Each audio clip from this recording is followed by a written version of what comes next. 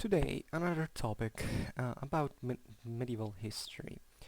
Now, this is, something that usually is not really very talked about when thinking about the so-called economical renaissance of the 11th century Europe.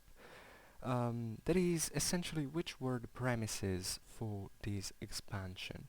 We're not really gonna talk about the 11th century um, Renaissance, which is gonna come later. In this sense, we're gonna talk about what happened in the early Middle Ages and how the premises, the social and economical organization really triggered and made possible the eventual development of agriculture and cultivation expansion from the low Middle Ages around 1000 AD afterwards. And especially we're gonna talk about, let's say, two distinct aspects of the population dynamics into the early and partly high Middle Ages. First of all, an element that is often, not really thought when looking back at the early Middle Ages, which are often considered like a sort of dark age in which things regressed and seemingly no growth happened, which is definitely a wrong idea. It's a really bad prejudice. Is that the Germanic peoples, or at least let's call them barbarian peoples, not because we want to emphasize the original contemporary meaning of the word, but stressing the fact that during the migration period there weren't just Germans out there. There were also good elements of Sarmatian, even Proto-Slavic and Turkic elements, together with the same ex-Roman populations, let's say, that eventually joined the migrating peoples during those centuries, um, uh, passed from a semi-nomad society and therefore economical system to an essentially sedentary system.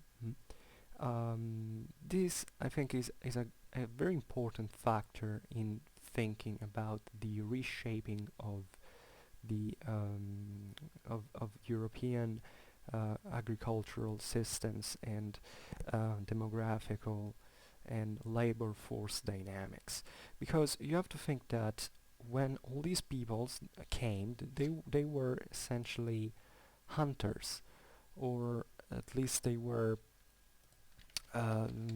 they had herds and cattle, so they didn't really they weren't really used um, to to be peasants, to um, to work the land.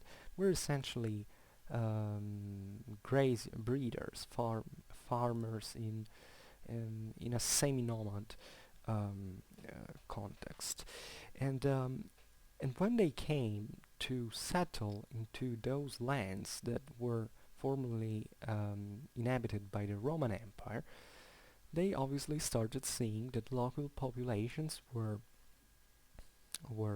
substantially agrarian. mm.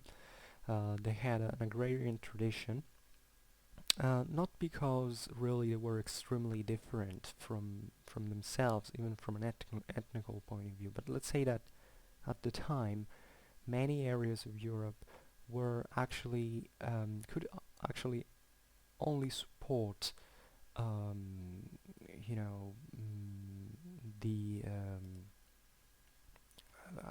a semi-nomad system of of economy, that is rearing, breeding, and not really um, working the land. The reasons being many, actually. If you think about the climate in some regions of Northern Europe and Central Europe, it's not really the best for working land, and especially with the technology at the time. Obviously today it's possible and very well also, but at the time um, it was very difficult. So there had been progresses, for instance, in Germanic populations. If you see the Germans of the time of Augustus, let's say, they usually um, had a much more primitive society than the one, let's say, of the 4th century. Especially, it seems to be that towards the later Roman Empire, the Germans began to become, more keen to. They become breeders, essentially. Uh, they they they they had a sort of economical growth based on this form of organization, but not working land. And it wasn't just a cultural factor. I mean, the cultural factor of refusing to work the land because just slaves do that for you, which was obviously evident also in the Roman world, but in Germanic world it had assumed a sort of um, you know ethical dimension, for which the true man, the true warrior, didn't have to work, because otherwise it would have been a shame. The true man had just to fight and live off of raids. Well, that wasn't really a coincidence. It was also because these populations had developed in regions where agriculture gave extremely poor um, gains, and that therefore they had to settle into a different system, which incidentally had become a much more warlike culture based on raids and fighting and pillaging and stuff like that. Um, and the Romans had expanded in those areas of Europe that actually could sustain agriculture. If you really look at the borders of the empire, for instance, there is um, you see that the borders of the empire were the borders of the grape culture, for instance. And that was because through through grapes, you could produce substances that helped greatly, for instance, to stock food and to maintain it eatable and fresh.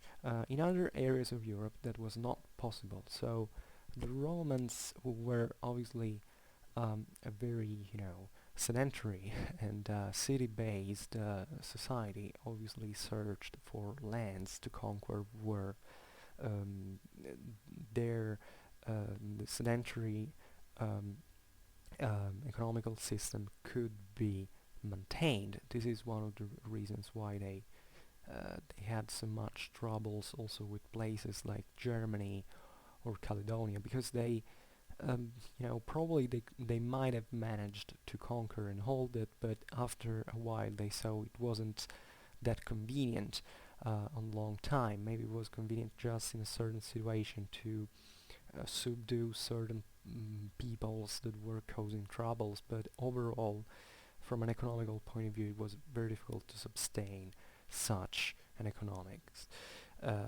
system. But after this period, so after the Roman Empire fell, during even the Western Roman Empire fell, or even during its decadence, the German populations or barbarian populations that settled into the Roman territory actually began to conform to the local populations in terms of economical system. Obviously, in the Roman territory, there was already a group of landowners, not really so heterogeneous like you might think, because there were regions of the empire in which the large senatorial estates, in spite of the decadence, had actually survived, if not intact, at least in a way for them to be still functional. Other regions of the empire had actually decayed, or maybe they didn't even ever had large estates, and they had, let's say in brackets, barbarized earlier. So there was a bit of difference in this sense, but overall, let's say that the lands of the empire were fit for and convenient, after all, in relatively, in comparison to the breeding system, to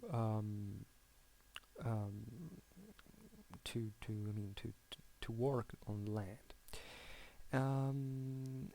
and obviously, in this sense, there was a sort of hybrid situation for which, obviously, economically speaking, the situation had changed much from the classical age. So there was a bit of hunt and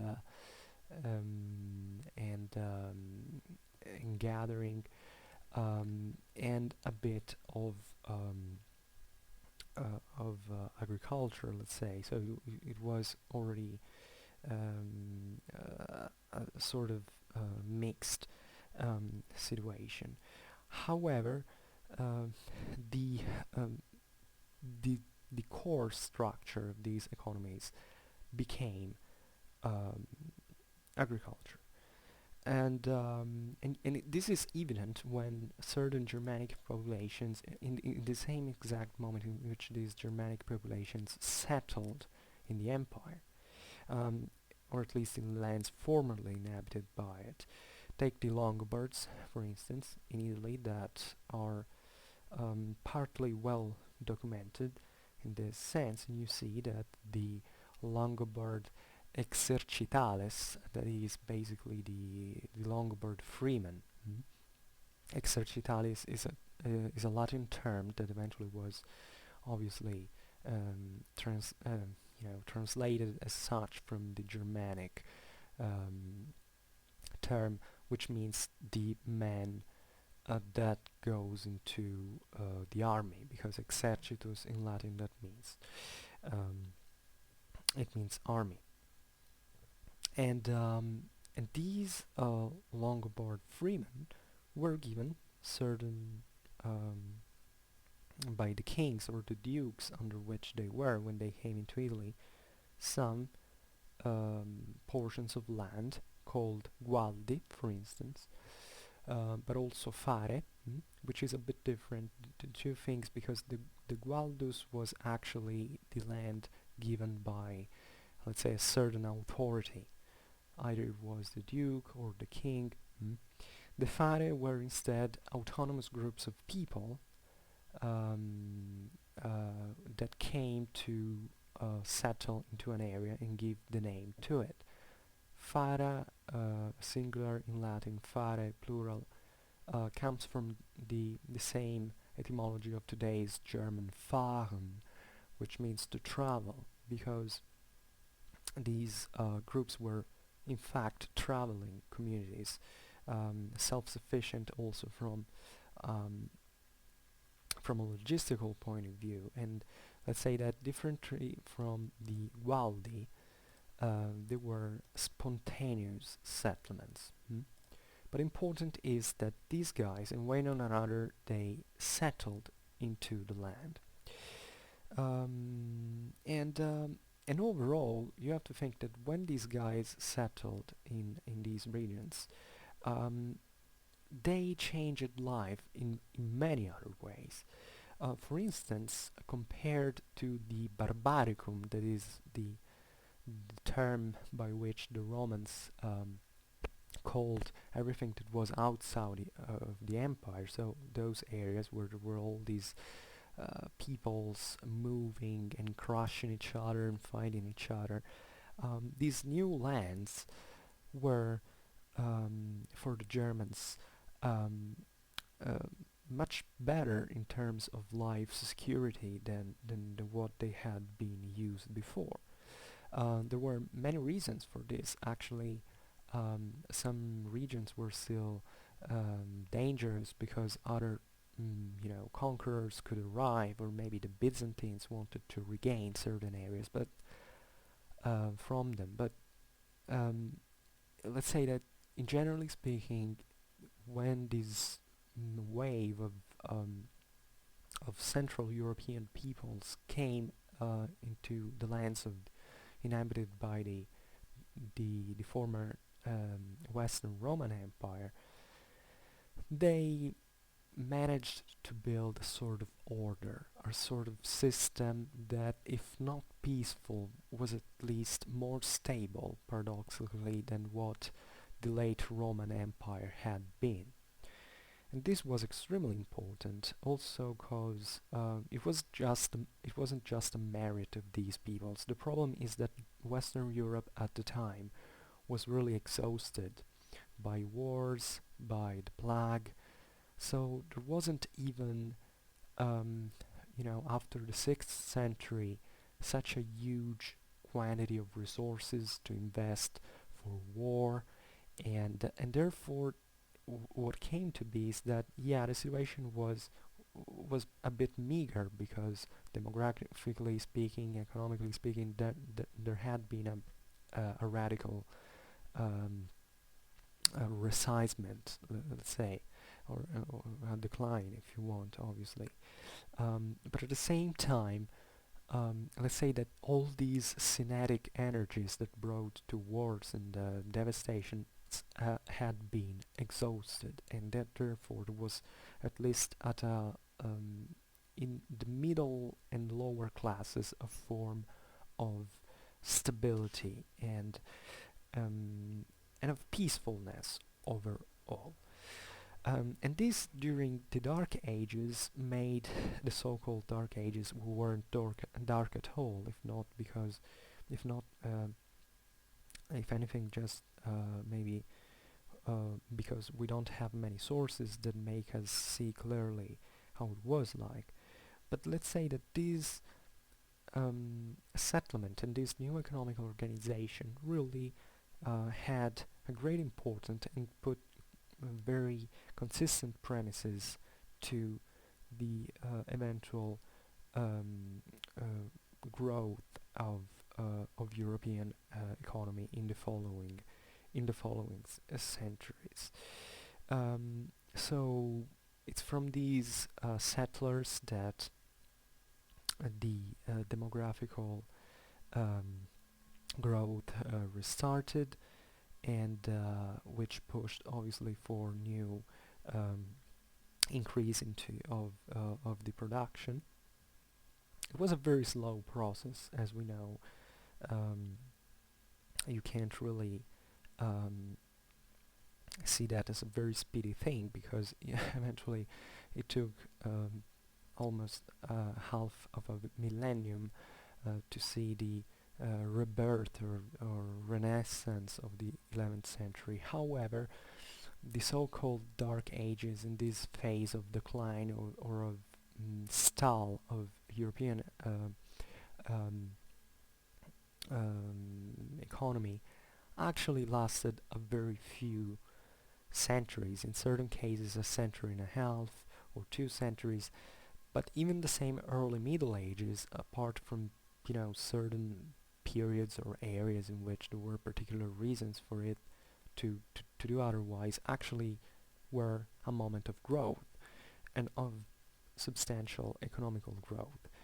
And it's not a coincidence that this started in Western Europe, that is, in those areas that actually had been more developed, that had seen the Roman domination, Central and Eastern Europe really took much longer, both for lack of infrastructures and also for climatic and environmental reasons.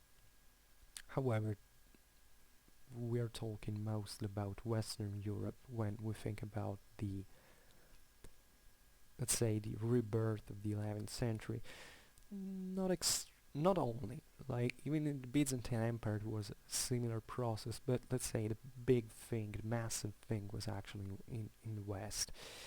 And in fact you see that mm, mm, I was saying that it took a very short time before Europe kept growing again, and you see that from the 8th century onwards substantially there is a a restart of growth that can be sensibly observed. And naturally there was the period of the so-called second um, invasions between the 9th and the 10th century. So in certain areas there were huge devastations. Take once again Italy with Piedmont, where the Saracen invasions after the first part of the Post-Carolingian period actually destroyed a big deal in terms of demographic and productive resources. But even there, and in other regions which suffered similarly, from the 10th to 11th century was actually a substantial growth. Then another aspect of this of these premises for the 11th century rebirth were also in the land property asset, let's say, because from the 8th century, after a long time of economical difficulty, there is a new expansion of large estates. Large estates had been characteristics mostly of late Roman culture, and even in the early Middle Ages, where that system had in part survived. From the 8th century, obviously in Carolingian Europe, you find there is a new system of land owning, which actually benefited mostly the elite, which had these huge estates that served for their economical needs related to the new military system and cavalry that required lots of resources and stuff. However, what we notice, especially after the disgregation of the Carolingian Empire, is the formation of the manorial system. Now you know what the manorial system basically is. There is a lord that has some part of lands that belong directly to him, and then there are other people that come under his protection, let's say, and even if they are freemen, they basically become tied to this lord, when not serfs in the end, because there is a very blurry distinction line at a certain point, especially of economical status.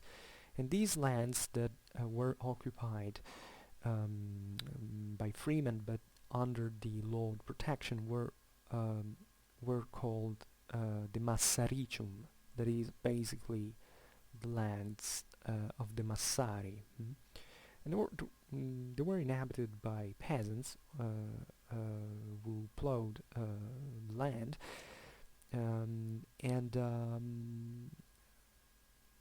they had, and generally have this idea that they were sort of, as I was saying before, that there was a progressive loss in terms of personal freedom, relatively to the relationship between these peasants and the lord under the protection of whom they had went, but it's not so dark, it's not so really negative as we want to see it, because the Maceration first of all was born exactly because it was protected. So peasants that had to survive basically said, we don't care if we are not free anymore, we have to survive and we have to work and live into conditions that are favorable to our work. So what you see is that in the Maceration there was actually a good living conditions compared to the one maybe freemen who still lived outside of it without any help. And especially there was a substantial freedom of the Massari in the management of their property. I mean, not their property, the property that was given to them by the Lord, but that they administered in a very autonomous way. And you could argue that, in fact, these peasants actually had a freer management of their land than a freeman. Um, Also because the Lord had all the interest to keep these people under his protection, and he also needed them to work with with some evident results, so that they just weren't there under him starving, because that was useless for both. Even the so-called levels of 29 years that were basically these periods of times after which there was the renovation of the um, the duties that these peasants had under the Lord, is actually a pretty long time, and we can imagine they passed from one level to another, generation after generation, without too much trouble, and without feeling, that they were so oppressed and exploited by these lords. And not only this, but what you find in here that is amazing about it, and about the degree of autonomy that these peasants had, is that mansus, that is, the actual piece of land that was given by the Lord, that went to a family leader, let's say, was actually passed down to his sons. And that in the following generation, these sons, so these brothers, actually could even fraction their own property. That is saying, yeah, we can manage this land together, but we can also split it and do actually whatever we like individually with it. So what you see here is that these peasants had a lot of options, a lot of, um, liberty in, let's say, administering their property, which actually seems to be indistinguishably different from those peasants that lived free and they had their own allodium, that is a free owned property, and which definitely contributed in the to the